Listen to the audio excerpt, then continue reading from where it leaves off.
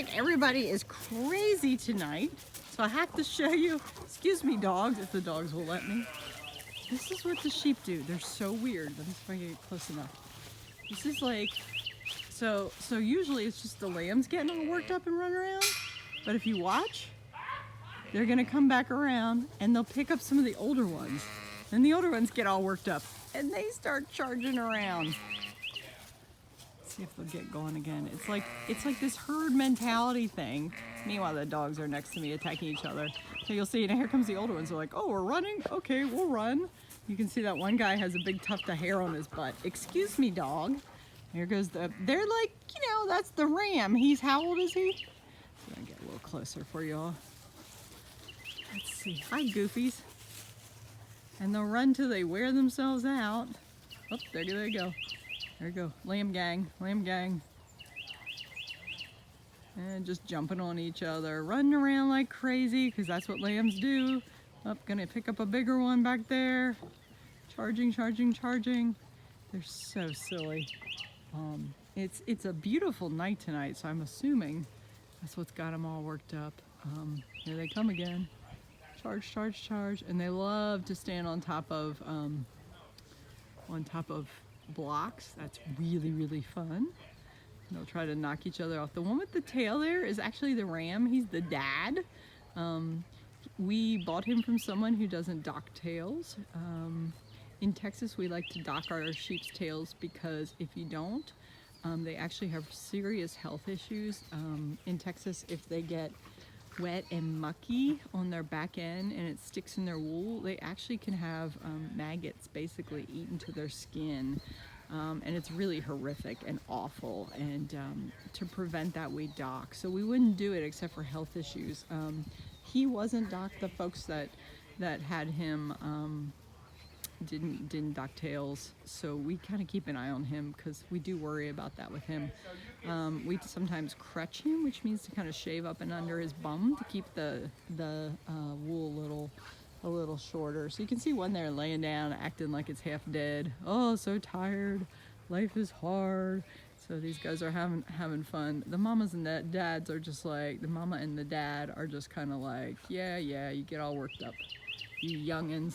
So I was trying to get a picture of what also is happening right now. So poor Woofy, he works so hard, and then this youngin, Cleo, who's very puppy-like, thinks it's really fun to just basically chew on him, and you can see he's not overly enthused. He's so patient with her, and he'll put up with a lot from her. Eventually he'll decide enough of that nonsense. He's 8, so he's kind of heading in big dog older age, which is why we got Cleo, because her job is to learn how to be a good guard dog, and I guess she's not quite a year, almost a year. And Piers tend to take a while to fill out. I don't think she'll be nearly as big as him. She'll probably be about 90 pounds or so. But when we got him, he definitely was in the sort of scrawny stage, and then grew. Let me see if I can show you some of the other goofballs over here from the other pen. They also are having great fun here because they can do things like stand on top of the trailer and jump off of it, because that's fun. Hey guys, these three little goofballs, they're trouble. So now they're trying to push each other off, because that's, King of the Hill is really fun. And to torment your sisters and brothers, really fun. Notice that they kind of jump on their back, and that's not a male or a female thing. They actually, at this age, they all do that. It's kind of a dominance thing. So they're having great fun. These goofballs. They're very funny. So that's the entirety of the flock you're seeing, except for the 3 brand new babies and the mama in the barn. We are hoping things go well.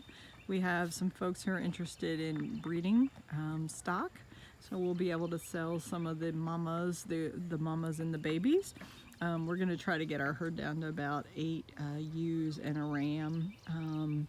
and work that way. We have to find special buyers for the black fleeced ones because they're actually fairly desired and wanted. So you can see out of this year's crop of like, well, we have 23 lambs. We had one black lamb, and some of the white fleeced lambs you see out there will throw black lambs depending on, you know, how they were bred. So it just kind of depends on their heritage. But and the wool strands, I think wool is probably a recessive. The black wool is probably a recessive. So but yeah, these little goofballs, they're having a great time. Here comes the other one, gonna cause trouble.